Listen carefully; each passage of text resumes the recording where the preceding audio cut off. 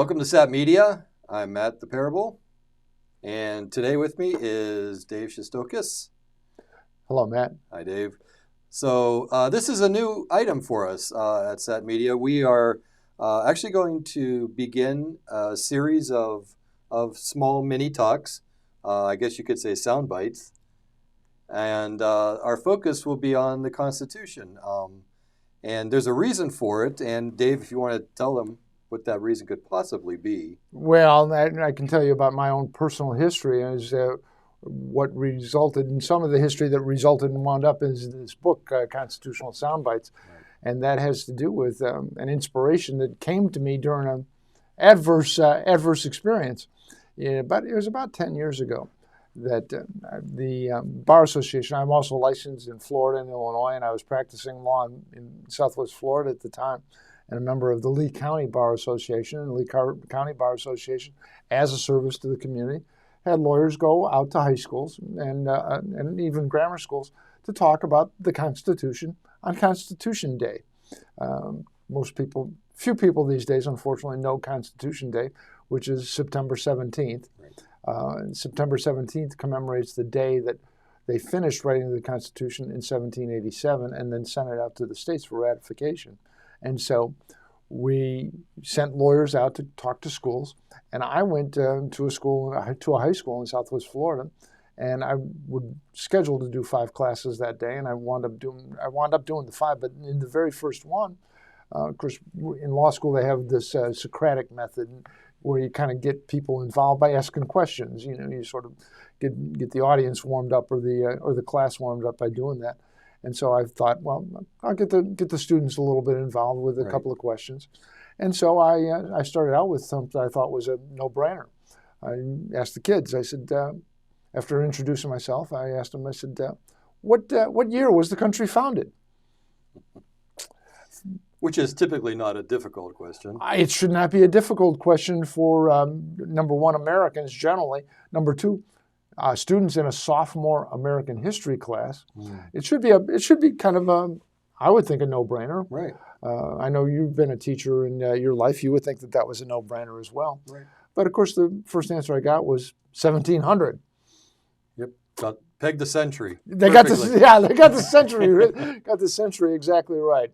And then from that, I said, no, it was after that, And so another student, another brave soul raised her hand and said 1800. And I said, nah, it was before that. And we went back and forth, and zeroed in on. Eventually, we got to 1776. And needless to say, there was a teacher in the back of the class. Gradually sinking down. And so I said to myself, well, maybe I'll think, I still want to try and get them involved. I think I'll ask them something, I don't know, maybe easier. And I said, what day was it? There was kind of a silence there for a while. And we got all over the calendar for a period of time. And eventually I got tired of going around the calendar. And I finally said, hot dogs, hamburgers, barbecue, fireworks. And what did they get? Yeah, they nailed July 4th. They nailed July 4th. Finally got it. They finally nailed July 4th. So, and that happened, that was pretty much the story throughout the day in the various classes that I went to during the course of that day. And so as I walked out to the parking lot, I said to myself, I've been largely in the criminal justice system most of my legal career, partially, originally as a prosecutor and then as a defense counsel, and about 75% of the Bill of Rights has to do with criminal procedure. Everybody talks about the First Amendment, freedom of speech, and religion and press, and they talk about the Second Amendment and the right to bear arms. But they miss a whole lot when they don't talk about the Fourth Amendment and search and seizure law, unreasonable searches and seizures, and the requirements for warrants or requirements for public and speedy trials, right to remain silent, right to counsel. So about 70% of the Bill of Rights has to do with criminal law and criminal procedure. And so I guess I lived in a constitutional bubble for 20 or 25 years. I'm thinking everybody knows the Constitution. Well, you would think that they know something about it. You had some experience in school, Yeah. and you've touched on it. You've heard you have rights, so it's not out of question thinking that you have some experience or understanding of it. You would think that the general American population would have some basic understanding of our organic document, and I discovered that day. It came to me, as like I said, as I was walking to the parking lot, I said, oh my gosh, this constitutional ignorance, if you will, is one of the things that's problematic for the country. Right. Because it's that kind of common knowledge and shared heritage that binds things together and makes it a country. And if you don't have that, it's very, very challenging to get people to cooperate and move together toward a common goal. Right. And so I said, well, I'm only one guy, but I'm going to try and do what I can about this. And I started writing for an online magazine. At one time it was called Sweet 101. And I started doing some writing for an online magazine, and I started getting more questions and comments on my online writings. That turned into my own website about the Constitution, which now has 200 plus articles covering the entire document and more. And then I wound up doing about 4 years. It was just about 4 years of radio. I did a radio show for over the air out of both Naples, Florida, and Bonita Springs, and then we were over the air in Tampa as well, and of course online. But it was actually over the air in the studio, and so the station WGUF was the first one. The station would play during the week because I was on the weekends. I was on a Saturday, and they would play during the week promos for the show. And the promos for the show would be a minute of constitutionally speaking. And I would answer in 60 seconds. What did Jefferson mean when he said all men are created equal? What's a well-regulated militia when it comes to the Second Amendment? What is in fact the right to bear arms? One of my favorites, because at the time Obama had been president, and he was famous for saying that he was going to do something with his pen and his phone. And one of the spots said what a president can actually do with his pen and his phone. Right. So some of those things were timely like that. So we did that for the promos for the show, and then after a period of time, I wasn't doing the show anymore. But I was continuing to write on the website, and I collected the things that we'd done on the promos, and then I added to them, and we wound up with 150 questions and answers about the Constitution and constitutional soundbites. And because it grew out of the radio, that's why Ben Franklin is here with the radio. Joining us in a podcast. Yeah, seriously. Yeah, here's Ben joining us in the podcast. Exactly. It's that's how that turned about. I tell you what, there's nobody that would have been a better talk show host or podcast guy.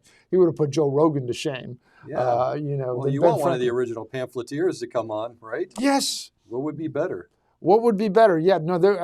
Ben was. He was also one of the original North American advice columnists. His brother actually was a newspaper publisher in Philadelphia, and Franklin at 16, 17 wanted to write for the newspaper, but his brother said, "No, you're too young. You can't. We don't need you. You do typesetting and do whatever we want you to do. Mop the floors. Yeah. Empty the trash. Get rid of clean the letters. Get rid of the ink. Whatever needs to be done around the shop." So Franklin started writing a column and put the letters, shoved them in the letter door in the door of the print shop where his brother was publishing the newspaper, and he did it under the name Silence Dogood, which he did it under a female, and he started giving advice to women. He was starting on cooking, on clothes, on dressing, and Ben liked women. Yes, yes. Ben and women they got along very well, both in this country and in France. And France. And so the brother thought this Silence Dogood material, he didn't know where it was coming from, but he thought it was great material, so he started publishing it. And then Silence Dogood started getting questions, and so then the brother would publish the questions in the paper, and Silence would answer them. They were still coming in anonymously for all that period of time, and that's how Ben Franklin became the first Dear Abby of North America. Just an amazing guy, And this is when he was 16 or 17. So so he was kind of the inspiration for part of this, and that's why he's on the cover with the headphones. Yeah, very appropriate. And so that's basically the basis for what we're going to be doing. Right. For this segment, for this show, is you have built, you said 100 and... There's 150 questions, yeah. And we'll be breaking that apart, adding to them, I would imagine. Yeah, I think we can, even though they were built largely for radio, because and most of the answers are about 90 words. I know you guys are doing these things for a period of time. As a little inside baseball, 90 words takes about 60 seconds in radio time. When they done at a regular normal speaking speed, 90 words is about what you. So I shot for 90 words when we were doing the promos, and I tried to follow that format through the rest of the book. And so what we have is the book that starts with the preamble of the Constitution, We the People, that everybody's familiar with, and goes through the 7 articles of the Constitution, and then goes through the first 10 amendments, which of course are the Bill of Rights. It's kind of interesting too. While there's 17 more amendments, those 17 amendments are not functionally part of this story, if you will. Right. The story of the founding is really kind of a 3-act play. It starts with, at least when it comes to documentation, let's put it that way. It starts with the Declaration of Independence being the first act. The Constitution itself is the second act, and the Bill of Rights, in fact, is the third act. And when you put those all together, you wind up with a 3-act play of the founding that lasts 16 years. And that 16 years is largely goes on and matches up something else in time that I'm sure we'll talk about, and that was the North American smallpox pandemic, and we'll get there because that explains why there's no pandemic exceptions to the Constitution. You would think there isn't. There aren't. Yes. There aren't. They're trying to make them. They're trying to. They're pretending. Optically. Yeah. Yes. No, they pretend they are, and they're doing the government by press conference. I've already participated in a few things regarding Chicago and Cook County and their efforts to have these vaccination mandates to participate in society. That's blatantly illegal. They don't have they have no authority to issue these things, and hopefully by the time we get through with the series, somewhere along the line, our fellow citizens will have an understanding of why they don't have such authority. And actually, it's a really timely manner, because if you look out, not just because of pandemics, but you have an education system which is faltering on the civics level, and there's a lot of people that don't quite understand the God-given rights that they have and where they're found in the Constitution, and this allows them. You can plop your children to this show, and we'll give them a civics lesson per se. Absolutely. By the time we get through with this, people will have an understanding of the Constitution. And one of the interesting things I think we'll get through, will come up. Well, we just talked about Silence Dogood. Sure. There's stories behind everything that goes on. There's a story for every word in the Constitution, and I think if you understand the stories, that tells you why these words are there. And that tells you why they continue to have meaning, because they're relatable human stories that caused these legal words to find their way to paper. And so hopefully understanding some of the stories, some of the background, will help you understand the Constitution as well. So that's what we're looking to do. And that's what we'll do. And hopefully we're going to have some fun. We're going to talk about that, and we'll learn a few things. We'll learn about why it's important to be American, why why one of the things I think we'll learn over the course of time is why it's important to try and understand that 18th century English is different than 21st century English. Very different. And that when you go to understand the Constitution, it becomes important to understand the words, what the words meant to the people that wrote them, not what they mean to us now. Like, I don't know, general welfare. I'm just pulling that out. That has a completely, utter different meaning to us when we read that word in the Constitution, where it has nothing to do with payments for people who are fallen upon hard times. Right. It has a completely different meaning, and that's something that is addressed in the book as we go through it. Very good, very good. So, let's say the people would like to follow along with us. Where can they find constitutional sound bites? They can find constitutional sound bites on Amazon, and it's both available both in print and Kindle. Okay. And the websites of other bookstores do in fact carry it as well. Okay. I know there's some folks that have an aversion to Jeff Bezos's politics, and so. But he's no longer involved, so it's okay. Well, he's still got his trillion or billion or whatever he got out of it. Right? Whatever he's got the benefits of that. And so I know there's folks that have aversion to getting something from Amazon.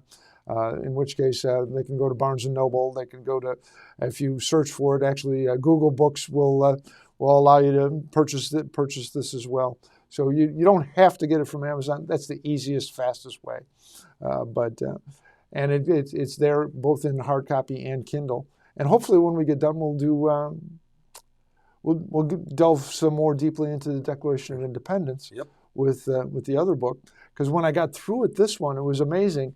This book was devoted to the Constitution, but I found actually 140 references to the Declaration of Independence. And I wrote the book, and then I did it afterwards. And I thought, holy cow!